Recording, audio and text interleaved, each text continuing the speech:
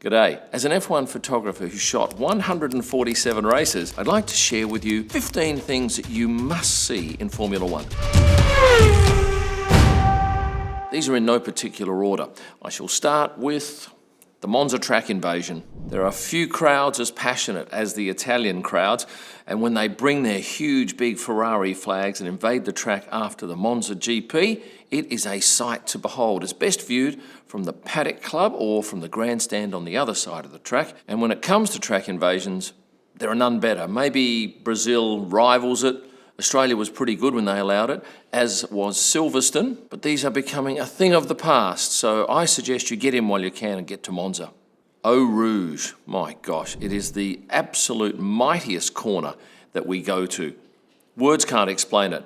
The compression of the cars, the sparks, the speed, the crowd, it is something that you need to see at least once in your life. Lewis Hamilton walking into the Silverstone paddock on race day. It's his home race. There's a huge media contingent, plenty of fans. His security manages the whole process. Maybe he's got his dog Roscoe. He'll certainly be dressed up in some high fashion outfit. And if you don't have paddock access, you can stand outside the swipe gates. If you're there early, you'll get a front row and you will see the show. And there is no bigger show than Lewis Hamilton. Before I get on to the Las Vegas sphere, let me tell you that my F1 photo books are available right now at kimmelman.com.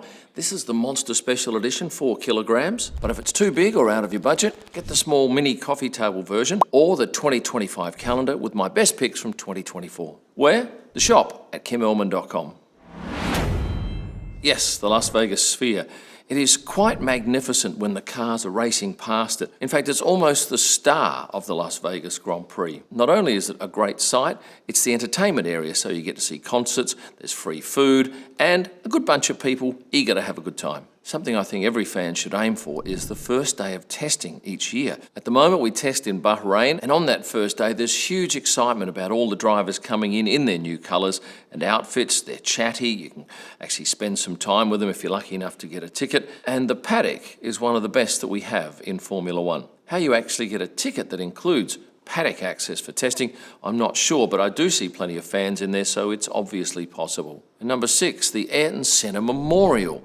It's right next to the track at Imola. Last year, Sebastian Vettel got most of the drivers to join him for a little ceremony there. But look, it's nice anytime, special during race weekend, although I think you'll need a ticket to the event in order to gain access over the race weekend. But certainly it's worth spending some time there and reading all the tributes and seeing all the flags and pictures that people have left. The start of the Monaco Grand Prix, but from high up on a building, ideally, with a view like this. There's nothing like it on the F1 calendar. And if you get a sunny day, the boats in the harbour look magnificent. And if you can see down to the first corner, you will be richly rewarded. This shot was taken from one of the F1 Experiences platforms. At number 8, I love the crowd on the hill at Kota at Turn 1. It's one of the best spots at any track, especially for general admission. The crowd are passionate and different to the European crowds. It's worth a look and it's not too bad value. Next up, the Stadio in Mexico City. It used to be a baseball stadium, and albeit we don't have Sergio Perez, and when he used to drive in through the race or quali, the place just went absolutely berserk. But it is still worth having a look at. You can actually get Paddock Club, which is a way of doing it in luxury. It's right next to the podium, in fact, either side of the podium. Or you can do it on the cheap and sit in the concrete grandstand. And when I say on the cheap, it's not that cheap. It's one of the most expensive races going around. But if you do get a grandstand seat, make sure you pick one in the shade. The season finale in Abu Dhabi. Of course, if you're booking tickets early for that race, you're hoping that it gets down to something like it was in 2021. And I've never been more excited in my life for that last lap to start than I was when Max and Lewis went head to head. On top of that, there's the fireworks, there's the donuts. It's a comfortable race, the climate's nice, and there are a range of accommodation options. I love Abu Dhabi, final race of the year. And number 11, sit with the Dutch crowd at Zandvoort. The music is thumping. It's like a nightclub, and they're very enthusiastic, both with their singing and with their drinking. It's worth a look. Number 12, stand where I stood for the start of the 2023 Brazil Grand Prix. Of course, you can't unless you are a photographer, and even then there are only a few of us allowed. But I can tell you, there's nothing quite so amazing as having the whole field rumble towards you, and you're standing just behind a knee-high fence. unlike anything I've ever seen, and certainly a great moment in my life. At number 13, I'm going to suggest you watch the podium celebration from underneath in pit lane. You could end up being showered with champagne from above. There are tickets that actually include this in the package, and I can tell you your friends will certainly be envious. At number 14, see a night race. Many of you perhaps have already done so, but it is markedly different to a day race. Singapore is the one I'd suggest. Super accommodation options in the city. It's a beautiful place, safe, huge variety of food, and the Singapore skyline is a lovely backdrop to the action. But if you can, get a package that includes viewing from some air-conditioned spot, because it is very sweaty, and if you're rubbing shoulders with a lot of people, you will know about it. And number 15, stay on a boat or on a ship, if you're lucky enough, in Monaco Harbour. It's one of the most beautiful places to see from the water.